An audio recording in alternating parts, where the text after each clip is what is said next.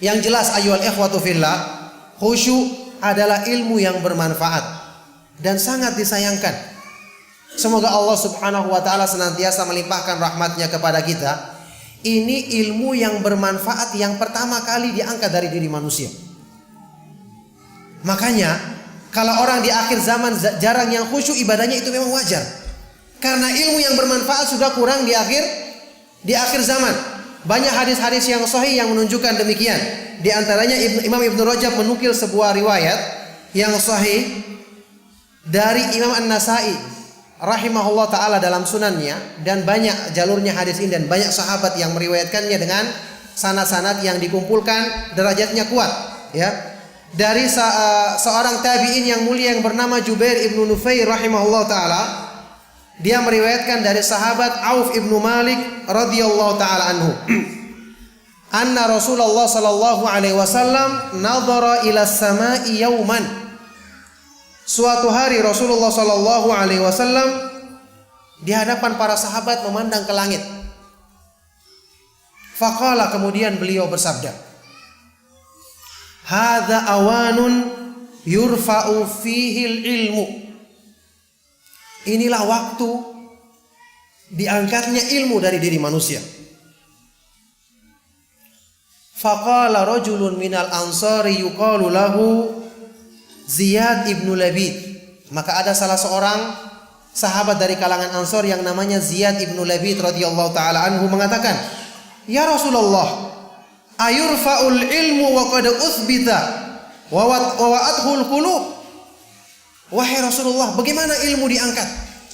Padahal ilmu telah ditetapkan dan telah dipahami, menetap dalam hati-hati manusia, telah dihafal, dikuasai oleh orang-orang yang berilmu. Faqala lahu Rasulullah sallallahu alaihi wasallam, maka Rasulullah sallallahu alaihi wasallam bersabda kepadanya, in kuntu la ahsabuka min afqahi ahli Madinah. Sebelumnya saya menyangka kamu ini termasuk yang paling paham di kalangan penduduk Madinah. Wa dzakara dhalal al-yahudi wan nasara ala ma fi aydihim min kitabillahi azza wa jal. Kemudian Rasulullah sallallahu alaihi wasallam menyebutkan bagaimana orang-orang Yahudi dan Nasrani tersesat padahal di tangan mereka masih ada kitabullah. Maksudnya apa? Bukan yang diangkat ilmunya artinya hilang hafalannya, bukan, tapi manfaatnya yang tidak terwujud, yang tidak terlihat tanda-tandanya.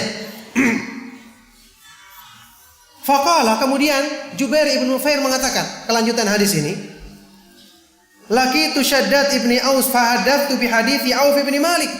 Kemudian aku menjumpai sahabat yang lainnya, Shaddad ibnu Aus, tentang hadis ini. Aku sampaikan hadisnya Auf ibnu Malik radhiyallahu taala anhum anis sahabati ajma'in ini.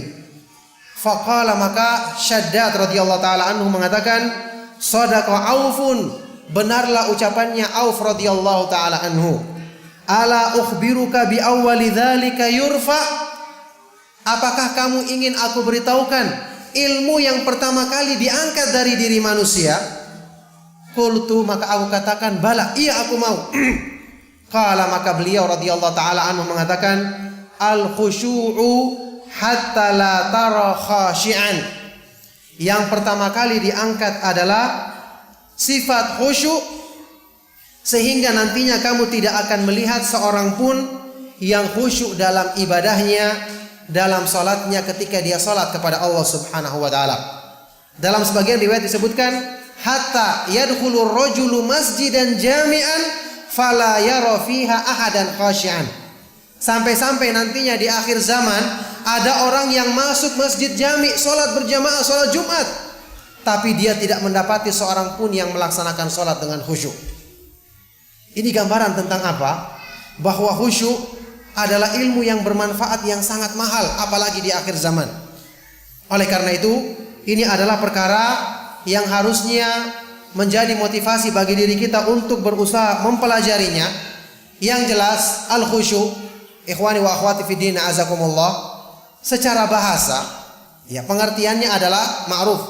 Al-khudu', tunduk, as-sukun, ketenangan, at-tadhallul, merendahkan diri kepada Allah Subhanahu wa taala. Dan khusyuk asalnya adalah dalam hati manusia. Aslul khusyuk fil qulub. Kata Ibnu Rajab Al-Hambali rahimahullah taala, asalnya khusyuk adalah pada hati manusia, kemudian anggota badan mengikutinya. Anggota badan menjadi tenang, kemudian suara menjadi rendah. Suara menjadi rendah ketika dia berdoa, ketika dia membaca zikir dalam solatnya. Makanya Syekh Utsaimin rahimahullah taala waktu menyebutkan definisi khusyuk, dan banyak definisi dari para ulama tentang masalah ini, yang beliau sebutkan ringkas, khusyuk adalah sukunul jawarih ma'atu ma'ninatil qalbi, ketenangan anggota badan yang disertai dengan ketenangan dalam jiwa. Diamnya anggota badan yang disertai dengan ketenangan dalam jiwa. Jadi bukan cuma sekedar diam badannya, tapi sumbernya dari hati manusia. Ibnu Rajab Al-Hambali mengambil dalil dengan hadis yang terkenal, bahwa anggota badan itu selalu mengikuti hati. Ala wa inna fil jasadi mughdatan idza salahat salahal jasadu kullu wa idza fasadat fasadal jasadu kullu ala wa hiya al qalbu. Sesungguhnya dalam diri manusia ada segumpal daging, yaitu hati. Kalau baik hati ini, maka akan baik semua anggota badan manusia, dan kalau buruk maka akan buruk semua anggota badan manusia. Makanya khusyuk itu asalnya adalah terdapat dalam hati manusia. Oleh karena itu, hal-hal yang pernah kita bahas tentang cara untuk meraih khusyuk yang paling utama, yaitu memasukkan ilmu yang bermanfaat, utamanya ilmu tentang ma'rifatullah. Jadi antum perhatikan, semua cabang-cabang keimanan dan sifat-sifat yang mulia itu didapatkan yang paling utama dengan ma'rifatullah. Mengenal kebesaran nama-nama, kesempurnaan nama-nama dan sifat-sifat Allah Subhanahu wa taala. Jadi karena khusyuk ini asalnya dalam hati, maka cara untuk mendapatkannya adalah dengan menghadirkan kebesaran Allah Subhanahu wa taala dalam hati manusia.